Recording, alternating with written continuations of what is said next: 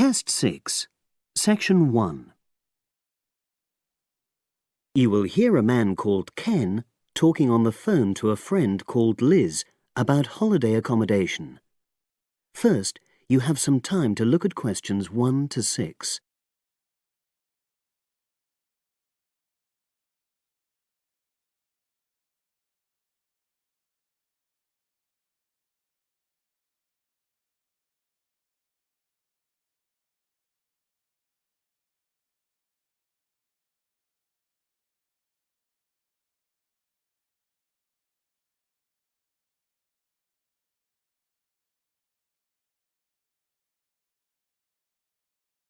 You will see that there is an example which has been done for you. On this occasion only, the conversation relating to this will be played first.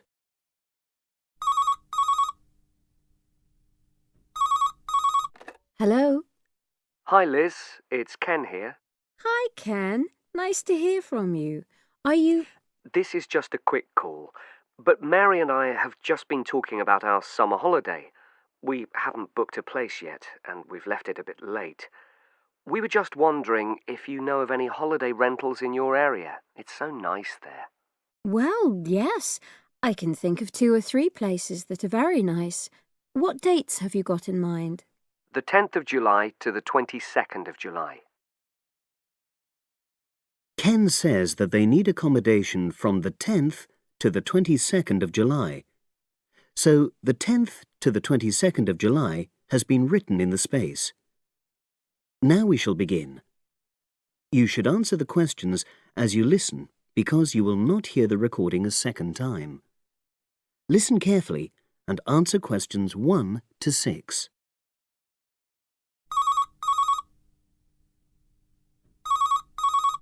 Hello. Hi Liz, it's Ken here. Hi, Ken. Nice to hear from you. Are you... This is just a quick call, but Mary and I have just been talking about our summer holiday. We haven't booked a place yet, and we've left it a bit late. We were just wondering if you know of any holiday rentals in your area. It's so nice there. Well, yes. I can think of 2 or 3 places that are very nice. What dates have you got in mind? The 10th of July to the 22nd of July. Oh, yes. That is quite soon, isn't it? Well, there's a place near here called Moonfleet. Is that MOONFLEET? That's right. It's quite a rural location, and it's next to the owner's house, but it's got fields all around it, so it's very pretty. Sounds okay. Can you tell me a bit more about it? Well, it's an annex to the owner's house, and it's an apartment with 2 bedrooms and an open-plan living area. Well, I like the sound of it. Is there anything we might not like about it? Well, it's quite a distance from the nearest shops, that's all. Okay. And... well, I'll tell Mary, but I don't think she'd mind that. Do you know how you book it? You have to book on the internet. There's a web address. It's www.summerhouses. One word? Yes, then .com. You'll be able to look at a photograph on that. Okay. And what about the others? Where are they? The second one I'm thinking of is called Kingfisher, and that's even more rural. It's a really beautiful location, in fact. It's by the river, and it's got nice views. It overlooks woodland on the other side.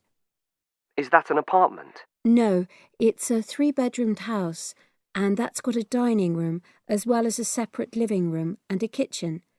But I expect it's more expensive. You'll have to check the prices. It's probably a bit bigger than we need, but our nephew might be joining us. We're not sure yet. How do you book Kingfisher? You have to phone the owner directly.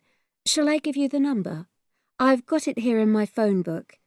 It's 01752 669 218.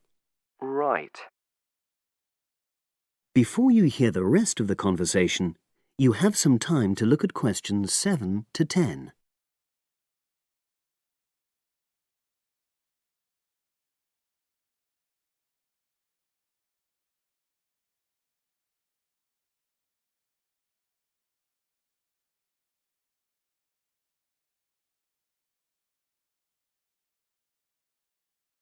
Now listen and answer questions 7 to 10.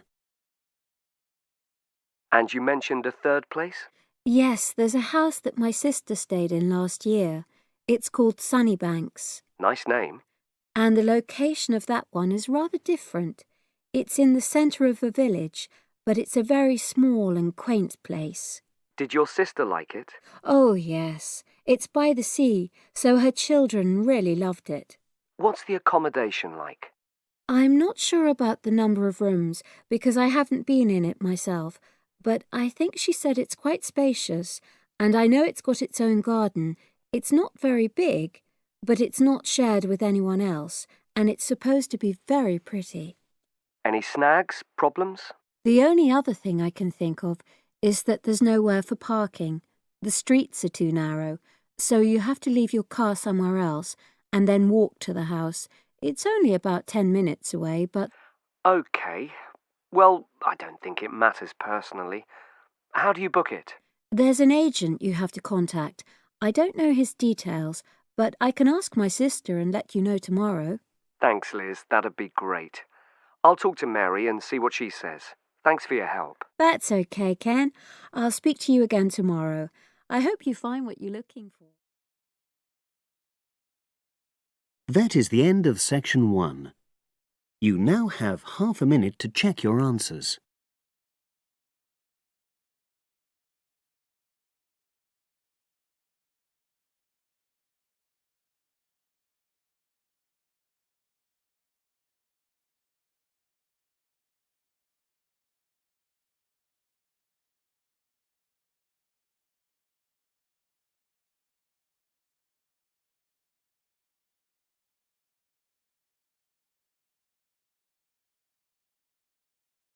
Now turn to section 2. Test 6, section 2. You will hear part of a radio program about do-it-yourself house painting. First, you have some time to look at questions 11 to 14.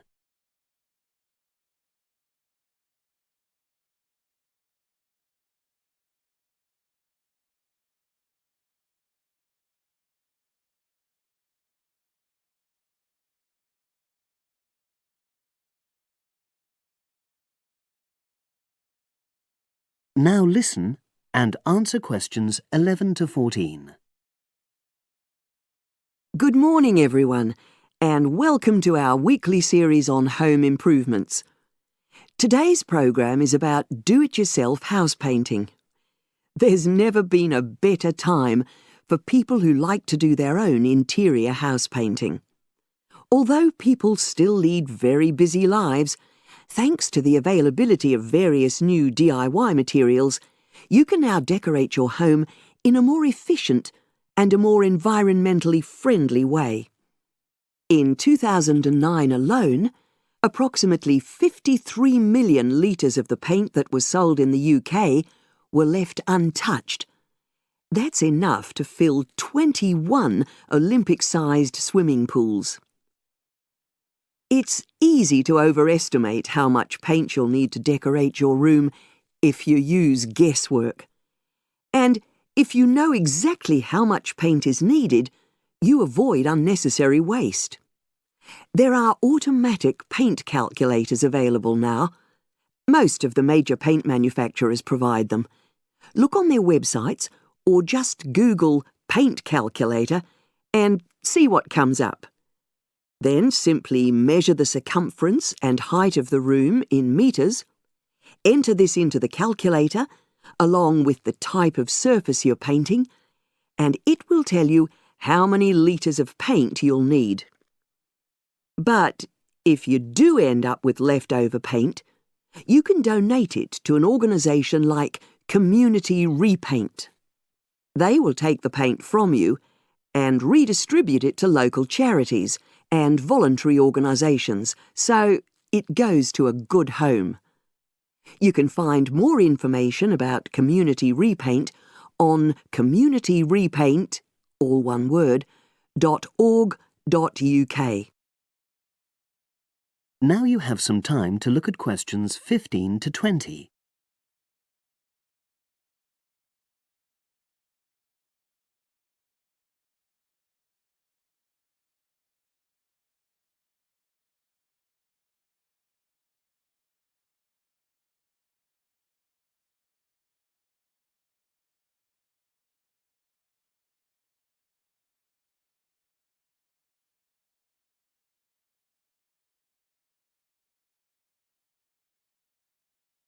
Now listen and answer questions 15 to 20.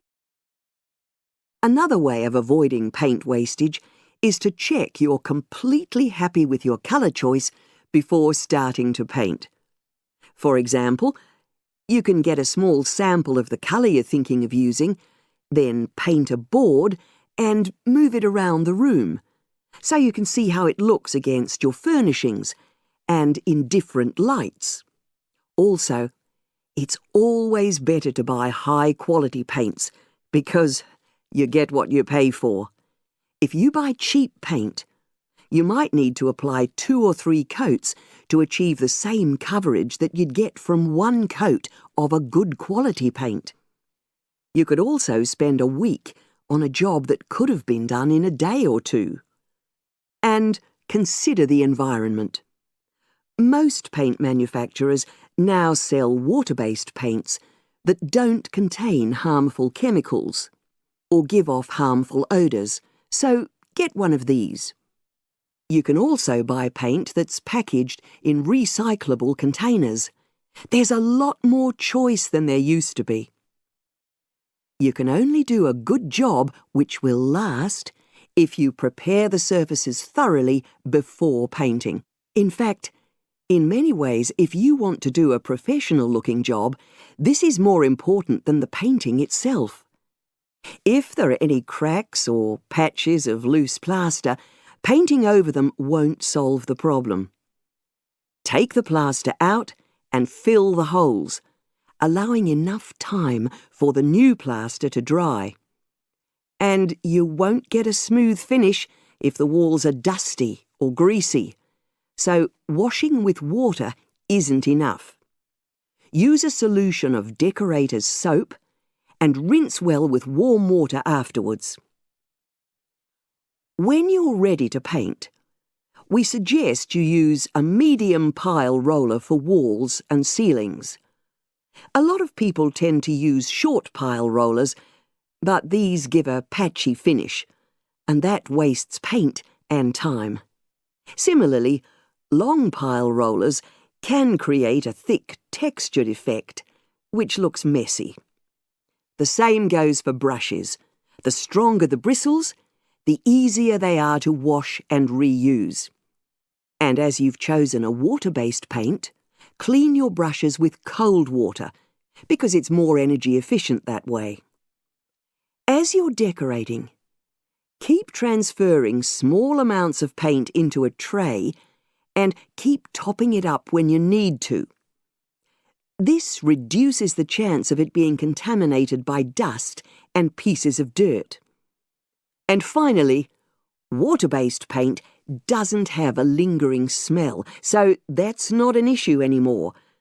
But it's airflow rather than heat that helps the paint dry quicker. So, to help finish the job in the quickest time, leave your doors and windows open. The faster the paint is dry and the job finished, the quicker you can start enjoying your room.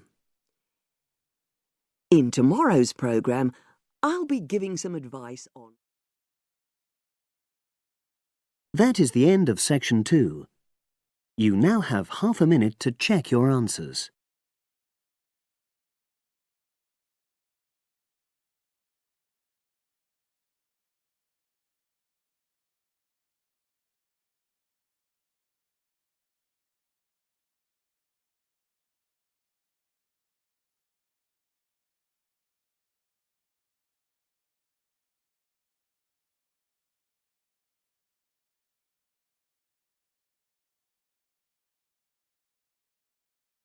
Now turn to section 3.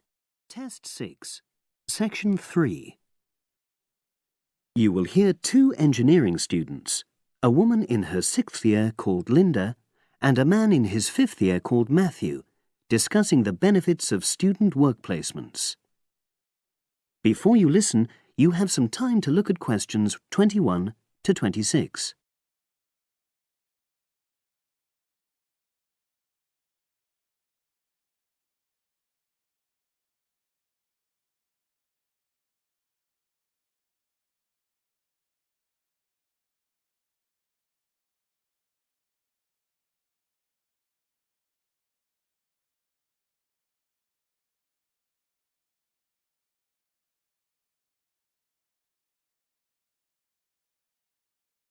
Now listen and answer questions 21 to 26. Hi, Linda. Can you spare a few minutes? Hello, Matthew. No problem. I just wanted to talk to you about temporary work placements. I've never really thought there was a good reason for doing one. I've got some savings, so I don't really need the money at the moment. But I've had an email from the university about a vacancy that looks quite interesting. You did a placement last year, didn't you? I did, yes. In my case, I wanted to find out if I was making the right career choice before I began applying for permanent jobs. I thought I wanted to work in car manufacturing, but I wasn't sure, so I applied to Toyota. What was the application process like? Lengthy. There were a lot of different parts to it. The dullest one was a psychometric test. You know, when you have to answer loads of questions about yourself. And you're trying to guess what's the best thing to say. Yes. Then there was an activity that we did in groups, which I found really fascinating. Engineers are renowned for being a bit unsociable, but I thought we made a great team. And we had an individual task too. We had to sort through various business documents and prioritize them. It was just like what you have to do as a student, really, just with different content. What exactly were you doing on the placement? I was helping to design some diagnostic software to identify any waste in the car assembly process. Do you mean waste of materials? No, time. Anything that can speed the process up helps to cut costs. How did the work placement compare to being a student? Was it hard work? Yes, it was. I'd had full-time work before.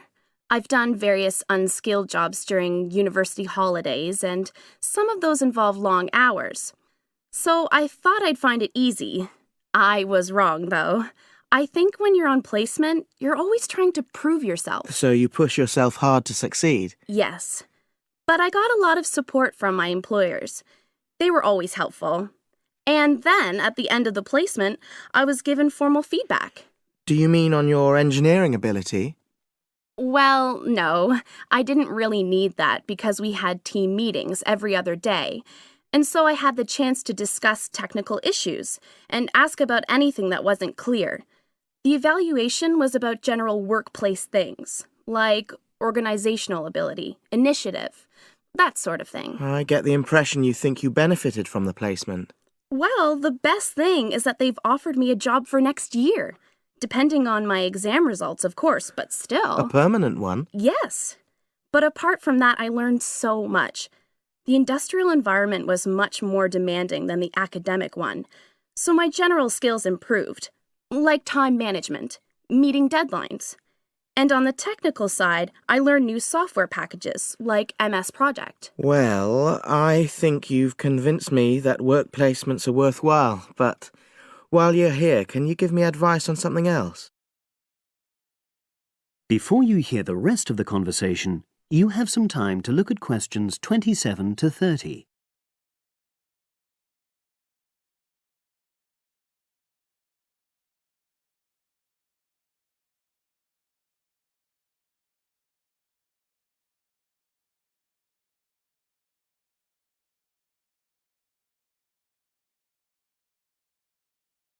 Now listen and answer questions 27 to 30. I'm about to make a start on the engineering materials module, and I've got a book list here. Can you have a quick look and tell me what you would recommend? That's if you can remember. Let's see. I do remember some of them. Yes, this one, The Science of Materials. I found the subject quite hard generally, but this book is very accessible, so it suited me. It doesn't cover everything, though. What about this one then, Materials Engineering? Oh, yes. I do remember that. But it's a bit out of date now, isn't it? Unless it's a new edition. I don't think so. But what I liked about it were the pictures. They really helped to understand the descriptions. It's useful just from that point of view. Let's see, what else? Oh, yes, that one there, Engineering Basics. I think out of all these, that's got the widest coverage. But I've looked at the contents page and it hardly mentions nanotechnology. Yes, you're right. The evolution of materials does, though. It's a recent publication, so it covers all the latest developments. It's a bit thin on the 1960s, though, and that decade was quite important. Well, it sounds as if they all complement each other in some ways. I don't suppose you can lend me... That is the end of section 3.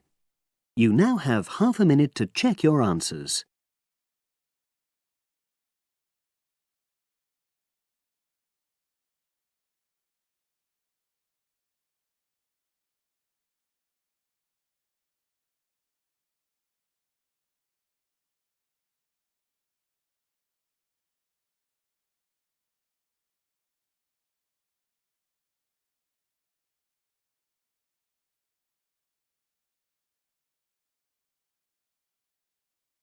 Now turn to section 4. Test 6, section 4. You will hear a historian giving a presentation about techniques to identify the origin of handwritten books from the Middle Ages. First, you have some time to look at questions 31 to 40.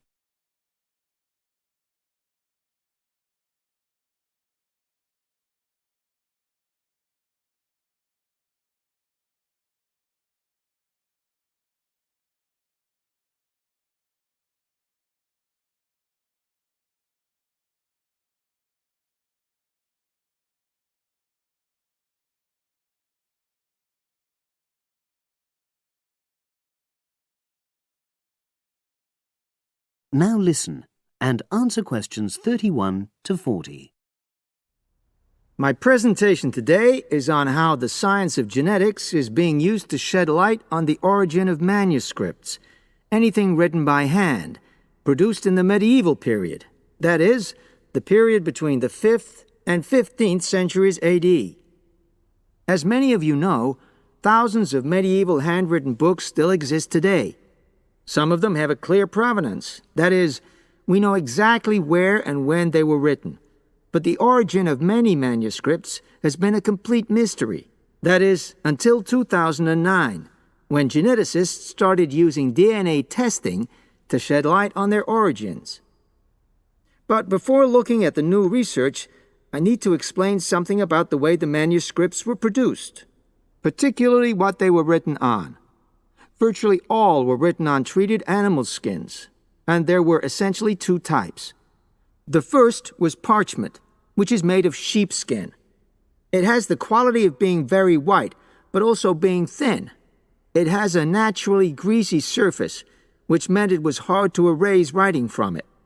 This made it much sought after for court documents in medieval times. The second type is vellum, which is calfskin. This was most often used for any very high-status documents because it provided the best writing surface, so scribes could achieve lettering of high quality. So, once the animal hides had been chosen, they had to be prepared. Where the right materials were on hand, the skins were put into large barrels or vats of lime, where they were agitated or stirred frequently. But if lime wasn't available, then the hides were buried.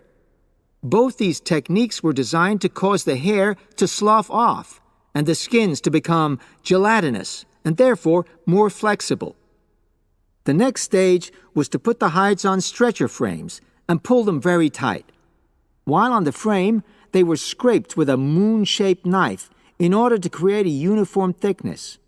For parchment, that was the end of the process. But for vellum, there was an additional stage, where it was bleached in order to achieve the desired color.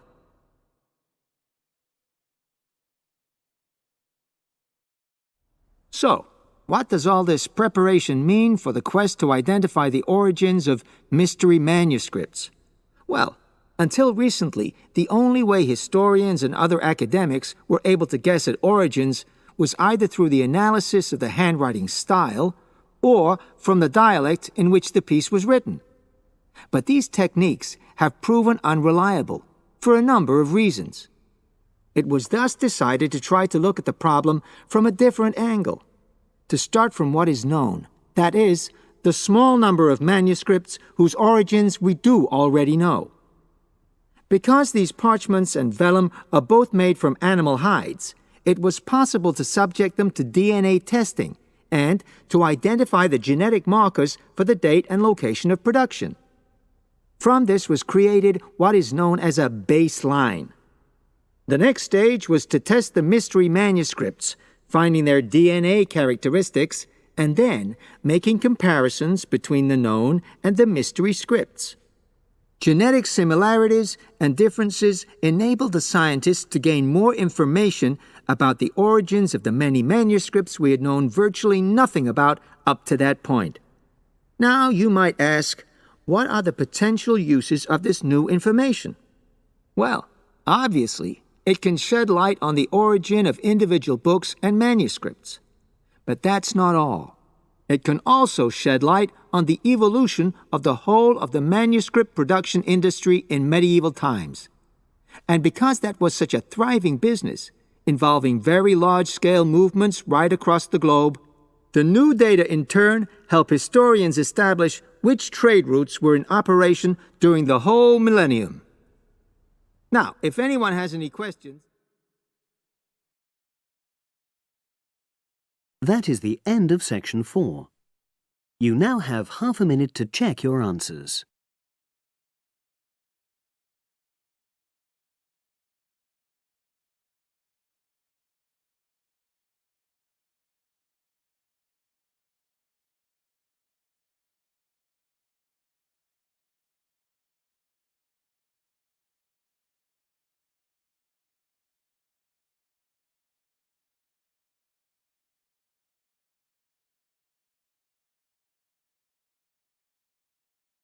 That is the end of the listening test. You now have 10 minutes to transfer your answers to the separate answer sheet.